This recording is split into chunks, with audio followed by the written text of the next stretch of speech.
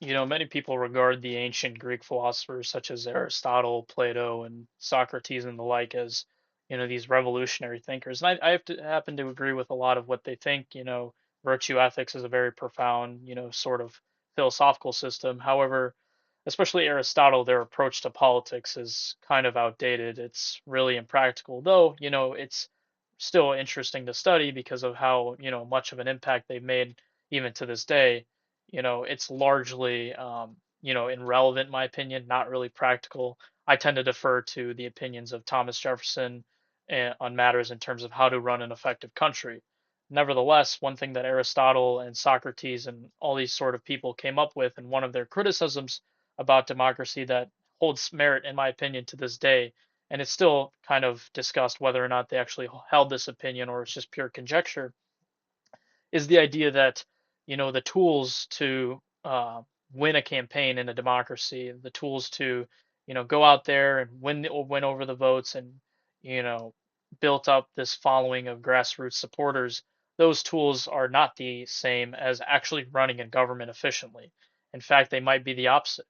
And people like Winston Churchill have been known to discuss these sort of things. And that's kind of the theme of this video and why I titled the secret to success in politics in 2026 because of that idea of campaigning in the bully pulpit. It has largely shaped what the future might look like, in my opinion. And I think it's important to take it back to the very start, right?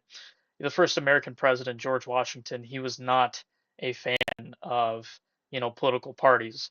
But more importantly, his view of the presidency is far different than today, right? He assumed the presidency is like the chief, executive, what the name actually implies, right? For example, during the Whiskey Rebellion, if you paid attention in AP US history, when, there was a mass rebellion on the whiskey tax, George Washington got on his horse and led his army to defuse the situation. And that idea of the president being the chief law officer has kind of molded and matriculated in every facet of American life. That to say that it is bad? That is to say it is good? I don't know. What I will say is that the founding fathers, in my opinion, were smart to recognize, that we shouldn't have a dogmatic style of government. It should evolve. It should develop. Hence, why much of the Constitution is relatively vague. Why we have a Supreme Court. Why there's an amendment process, such and so forth. But up until you know President Teddy Roosevelt ushering in the modern era in the 1900s, the president has largely remained a very similar figure, right? The president works with the Congress, executes the law, right? All these sorts of things. But it wasn't until Teddy Roosevelt who built up this kind of cult-like personality, this stick it to the man, walk around and carry a big stick type of boisterous character. Everybody knows the story of him getting shot in the abdomen and continuing with his speech. He coins the term of this idea of the bully pulpit. And I think that is a significant turning point in American presidential history. For those of you who don't know, the bully pulpit is essentially this phenomenon, this idea that when the president talks, he has a larger pull than any other politician in America, right? Anytime you love the guy or hate the guy, anytime Trump tweets, anytime he does something, everybody's going to pay attention. We all want to know what he has to say. That's because of he's the president, right? But this idea of seeing the president as a tool to spread information and spread beliefs and spread a rhetoric throughout the entire country was really invigorated by Teddy Roosevelt. And on the flip side of that, the point I want to make in this video is how that bully pulpit has coincided with developments in technology, right? So fast forward, you have another Roosevelt, Franklin Delano Roosevelt. He is very famous, obviously elected 4 times. People ask, why is he so well liked? What was his shtick? And I think a lot of historians will say that one of his big things that separated himself was embracing this new technology of you know mass radio communication during the Great Depression. Franklin Delano Roosevelt, he would speak into a radio, and if you pay attention in AP US history, he would do these sort of fireside chats where he would speak in a very assuring, calming, caring way, the father of America type kind of figure where all these people who were struggling throughout the Great Depression, looking to make ends meet, they would listen in and they would, get reassurance from him. And, what did that do? That, not only affected unity within the American people, but more power to the president, more power to FDR to institute what he wanted to institute. You know, fast forward, a lot of developments start happening, a lot of technology comes in, but I would pick a date. I would pick a year that stands out to me. Would be 1960, right? You have a very, very heated race between John F. Kennedy and Richard Nixon. From a zoomed out perspective, many of their politics were very aligned. They were young, they were fresh, they were, the young hot dudes in their party, and they were both running against each other. And it was a very close race.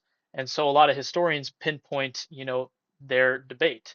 And for those of you who don't know, that debate, their televised debate, which I highly recommend watching, was the first live TV presidential debate in American history. And, JFK and a lot of people thought that he won in large part because of who he was and how he approached and understood the medium of television to work, right? You had I mean, just picture it, right? You're in your living room with your kids. It's the 1960 election, whatever you're doing in the 60s, I guess. And you're sitting on the couch and you look at your TV and you see a young, soft spoken, easy smile, charismatic guy. His hair is combed perfectly. He's straightforward, he's confident, he's assertive. And to his right, you had Richard Nixon, right? You had someone who recently, in that point, he suffered an injury. He was looking tired as all hell. His hair was kind of frizzy, and he spoke like this that really didn't invigorate this sort of like authentic, and that's a theme I'll cover, this authentic type of feeling. Fast forward, the biggest innovation that people will think about in terms of communication is the internet, right? You think about Barack Obama, he was a very, very underdog president. I mean, Hillary Clinton in 2008, she thought she had it in the bag. But this man named Barack Obama, who very new to politics, skinny guy, I mean, his middle name was Hussein, for crying out loud, when we were in a war with Iraq fighting a guy named Hussein. You know what I'm saying? Uh, no pun intended. Anyways, Obama used the internet very profoundly, right? I think, other than the Hope campaign that he did, a lot of people will remember his various internet videos that he would use utilizing YouTube for the first time. I mean, up until that point, YouTube was only 2 years old. A lot of people remember the video of John Legend, I believe, if I'm not mistaken, and a bunch of other celebrities, lip syncing and dubbing over the "Yes We Can" speech in sort of a musical, entertaining type of way. And Barack Obama just knew how to use that internet. Whether it was him or his team or whatever the case was, he pioneered that and he really did it well. And fast forward to 2016, right?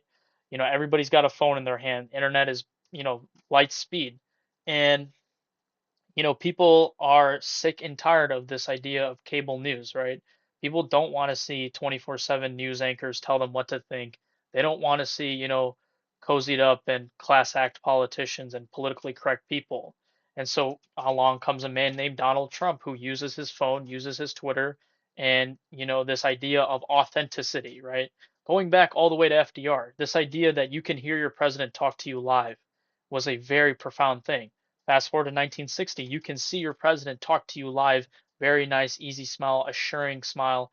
You know, President Obama, he's posting on, uh, you know, his website, on social media, on YouTube to keep you in the loop. And now in 2016, you have Donald Trump, who's, telling you exactly how it is. He's giving you the raw and the real, right?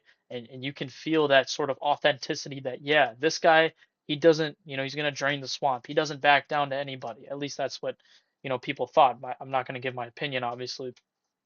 And then something changes, right? And that's kind of the crux of my video and what I, will first see in the future as someone who is a part of Gen Z, right? In 2024, it was all the whole podcast game, right? You had Trump going on Joe Rogan. You had Kamala Harris at least trying to go on Joe Rogan. That was hotly debated, but she went on other podcasts such as the Call Her Daddy podcast and all these sort of micro influencers and these sort of new form, new age, new media type content. And there's something off about it, right? I think we've now peaked into an age of social media where that authenticity, that pure authenticity is gone. It's gone. You know, I happen to believe that, a lot of these conglomerates, these corporations who run these big media companies and Fox News and MSNBC, they'll still hold on to them. But you're seeing these same type of media types go back and matriculate and get their paws dirty in all these new age media. It's the same people, and now that authenticity is gone, and especially with the rise of AI, right? People can't even trust the things that they read on Twitter or on any website for that matter anymore because the likelihood of it being AI generated is increasing, at an exponential level. So the question then becomes, where does that authenticity come from? Where does it come from? And I think it's remarkable because what you're seeing is for the first time ever in mass communication devices and technology, you know, reverting back is starting to become the new norm, right? Nobody wants to have their politician in, selfie mode talk about, "Hey guys, this is what we're doing. I'm in the halls of Congress." It's done. It's over. It's outplayed. It's cliche, right? Bernie Sanders and Trump and Hillary Clinton and all these people who try to pioneer this thing, it's been beaten to the ground. Part of the reason why I started this is because I, had an outlet where, I like talking to people. I like engaging in these sort of conversations. And, you know, I have the choice to, spend, a couple hours and make my video nice, put maybe a face filter or jump cuts or things like that. But I think that takes away from the authenticity that I feel like that this culture and American politics and especially the American people are really craving right now. So we can settle for people like Gavin Newsom, we can settle for people like JD Vance, but I'm telling you, in the future, whoever is going to be that next president or whoever will be that big innovative lance, sweeping edge president is going to be someone who can take the current set of technology, understand its limitations, and maneuver around it, right? A lot of people were saying that Charlie Kirk and these sort of influencers that pull up to college campuses are that new form of authenticity. No, they're really not. It's just a new outlet to, farm engagement and farm attention. That's not really what I'm talking about. What I am talking about is now you're seeing more than ever that people are mobilizing, you know, Trump was doing the same ICE stuff in his first term, believe it or not. Obama was deporting people, whatever, whatever. But why are you seeing it more prevalent than ever? It's because people feel isolated. People do not feel like they're a part of something anymore, right? Why are statistics coming out that Gen Z is becoming more religious? Because when you're on social media all day and you feel different, you feel isolated, you want to be a part of something bigger. You want to be a part of something that gives you a higher purpose, whether that be protesting or going to your church more often or whatever the case is, that's what it's going to be.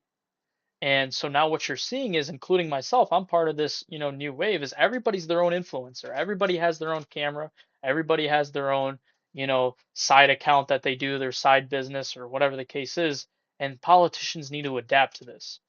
I'm not going to be 100% sure on how that looks like. But what I will say is that the next successful president, whoever that may be, I'm talking about a real change maker president, is going to be someone who brings back that authenticity. Does it mean, going from town to town, live streaming or God knows what? We don't know.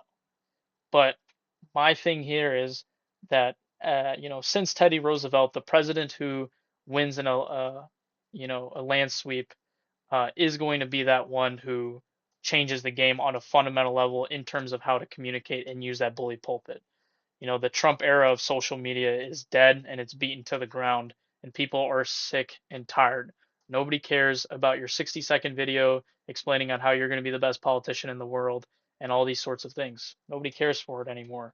So let me know what you guys think in the comments below. If you disagree with me, let me know. If you like the video, like it. If you dislike it, dislike it. And I am out.